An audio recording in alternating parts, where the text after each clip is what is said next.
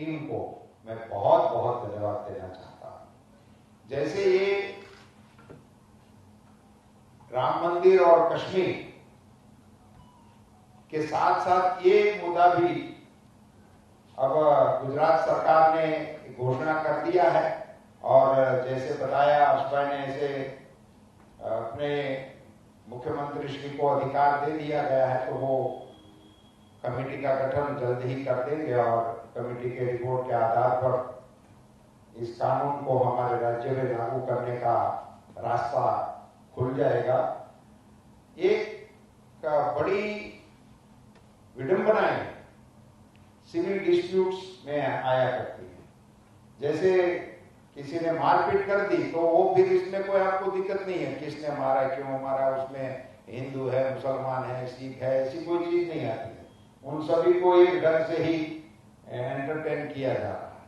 मगर यदि मिल्कत की बात आ जाती है और वो भी पैतृक मिल्कत की बात जब आती है, तभी उसमें लगता है कि ये मैं अपनी बेटी को दे सकते हैं, नहीं दे सकते हैं, पत्नी का अधिकार है, बेटी का अधिकार है, उन सारी चीजों में कई मसले फंसे रहते हैं और हम नागरिकों के बीच में भी ये रहता है कि ये इसको मिल रहा है, हमें नहीं मिल रहा है। अभी तक कश्मीर को लेकर भी ये विवाद बहुत कई किस्से भी ध्यान में आते थे कि बेटी है वहां और कहीं पे इनकी शादी हो गई है तो फिर इनको अधिकार नहीं मिलता है। इन सारी चीजों को लेकर कई चीजें मसले चल रहे हैं। और एक बड़ी अच्छी बात हमारे प्रधानमंत्री श्री नरेंद्र भाई मोदी जी के नेतृत्व में जब से देश में सरकार का चलना शुरू हुआ, तभी से एक नारा बहुत जोरों से आगे बढ़ रहा है, एक भारत श्रेष्ठ भारत। और उसी नारे को मजबूत करने के लिए जब जीएसटी आया था, तब भी ये पहली बार हमारे सबके संज्ञान में आया था कि पूरे देश में एक कानून हो तो इसका कितना बड़ा बेनिफिट हो सकता है।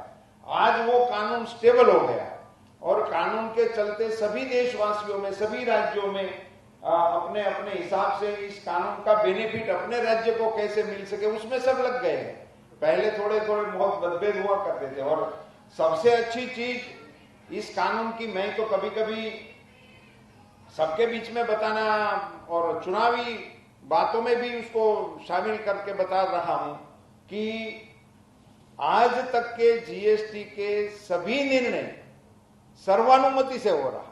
ये हमारे देश के लोकतंत्र के लिए, आस्था रखने वाले लोगों के लिए इनसे अच्छा कोई और खबर हो ही नहीं सकती है। सारे निर्णय यूनानिमस डिसीजन लिए गए, एक भी निर्णय बहुमत से लिया नहीं गया है। ये इस कानून की ताकत है। और इनकी एक और बड़ी ताकत मैं आपके सामने जिक्र करना चाहता हूं कि आज राज्य सरकार के मन में कोई चीज आती है जीएसटी को लेकर तो वो अमल नहीं कर सकते हैं। भारत सरकार के मन में कोई चीज आती है तो वो भी इसी को सीधी तरह से अमल नहीं कर सकते हैं। उसमें घटाना है, बढ़ाना है, राहत देना है, जो भी करना है वो जीएसटी काउंसिल के थ्रू करना पड़ता है।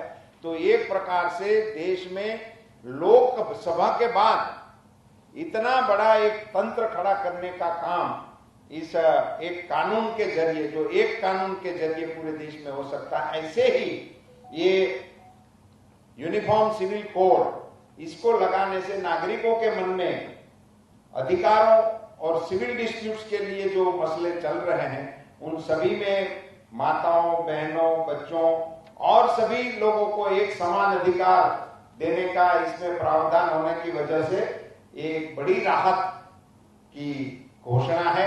मैं मानता हूं कि गुजरात सरकार की इस घोषणा से, जैसे पूर्व में भी एक हमारे राज्य ने इसमें आगे कदम उठा ही लिया है और हम इसमें कड़ी में गुजरात भी जुड़ रहा है, तो एक प्रकार से देश में इस कड़ी को आगे बढ़ाने का श्रेय गुजरात सरकार को मिलेगा, अवश्य मिलेगा। इनके लिए वो बधाई के पात्र भी हैं।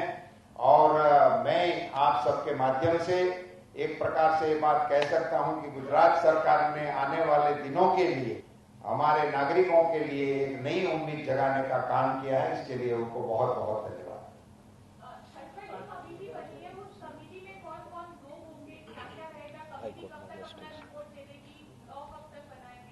वैसे हाईकोर्ट के निवृत्त जज साहब की अध्यक्षता में एक कमेटी बनाई जाएगी। कमेटी की रचना करने का अधिकार आदरणीय मुख्यमंत्री जी को कैबिनेट ने दे दिया है। उसकी कालावधि भी तय कर दी जाएगी।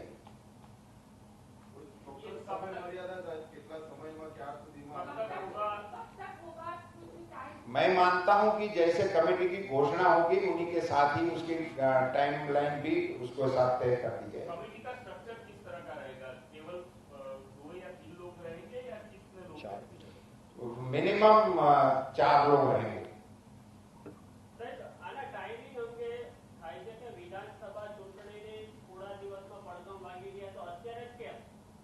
ये तो જ્યારે કોઈ પણ નિર્ણય જ્યારે થાય ત્યારે આવો પૂછી શકાય એવો સવાલ છે।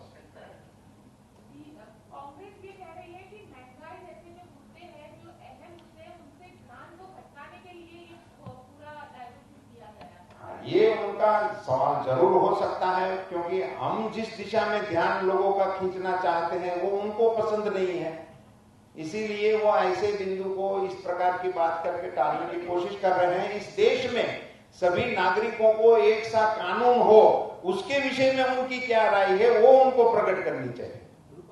आज कमिटी बनશે એની આખી રૂપરેખા તૈયાર છે કોમન સિવિલ કોડને લઈને જી એની આખી રૂપરેખા છે કઈ રીતે કામગીરી થશે કઈ રીતે લાગુ કરવાની આગળની પ્રક્રિયા થશે એના વિશે એક સરળતાથી હું આપને મારી ભાષામાં કહું કે કમિટીની રચના કરવાની નિર્ણય થઈ ગયો છે। કમિટીની રચના કરવાનો અધિકાર માનનીય મુખ્યમંત્રીશ્રીને અપાઈ ગયો છે। કમિટીની અધ્યક્ષતા પણ નિવૃત્ત હાઈકોર્ટના માનનીય જજ સાહેબ કરશે એ પણ નક્કી થઈ ગયું છે। કમિટીમાં 3 થી 4 સભ્યો રહેશે એ પણ નક્કી થઈ ગયું છે। કમિટીનું સ્કોપ ઓફ વર્ક અને સમય અવધિ એ ઘોષણાની સાથે જાહેર થઈ જશે। એક સેકન્ડ, તમે જે આ પ્રપોઝ કર્યું છે એનાઉન્સ કર્યું છે એનો સ્કોપ શું છે? એ સ્ટેક હોલ્ડરની હું વાત કરી લઉં, એનો સ્કોપ ધર્મના આધારે છે કે તમામ નાગરિકોના સમાન અધિકારો સંદર્ભે છે? અને જો તમામ નાગરિકોના સમાન અધિકારો સંદર્ભે હોય તો ટ્રાઇબલના આદિવાસીઓના અલગ કાયદા છે, રાઈટ? સ્ટેટમાં આદિવાસીના અલગ કાયદા છે, આખી કન્ટ્રીમાં અલગ કાયદા છે, એનું શું? એમના પ્રિવિલેજ અધિકારો છે નાગરિક તરીકેના, એનું શું? અને છેલ્લી વાત કે આમાં રિઝર્વેશનનું શું, અનામતનું શું, એ પણ કોમન સિવિલ સાથે સંકળાયેલું છે। એટલે તમે આનો સ્કોપ શું છે એ ક્લિયર। એક વાત બહુ સ્પષ્ટપણે આપ સૌને કહેવાનું મને ગમશે આપના સવાલ થકી કે આ કોમન સિવિલ કોડના સંદર્ભમાં જે એનું હાર્દ છે, જે ધાર્મિક અને સાંપ્રદાયિકતાના ટાઇટલને કારણે એના અધિકારોમાં જે તફાવત આવે છે એને કોમન કરી દેવા માટેનો આ પ્રયાસ છે। આદિવાસી એ કોઈ ધર્મ કે સંપ્રદાય નથી। આદિવાસી એ આપણા દેશની એક એવી ઓળખ છે જેને આપણે બંધારણીય રીતે સ્વીકારેલી છે, અને બંધારણે આપેલા કોઈ અધિકારોને આ નવા કાયદા કાનૂનને આધારે એને અવગણવાનો કોઈ પ્રયાસ કરવાનો આમાં સ્કોપ નથી। એટલે તમારો સ્કોપ માત્ર ધાર્મિક આધારે છે? ધન્યવાદ। નહીં, ધાર્મિક આધારે છે। हाँ, एक मिनट कुछ ही दिनों में आचार संहिता की घोषणा हो जाएगी, चुनाव घोषित हो जाएंगे, आचार संहिता लागू हो जाएगी। क्या इसके पहले कमेटी की रचना है वो हो जाएगी? और हाँ, हो जाएगी, इसके पहले हो जाएगी।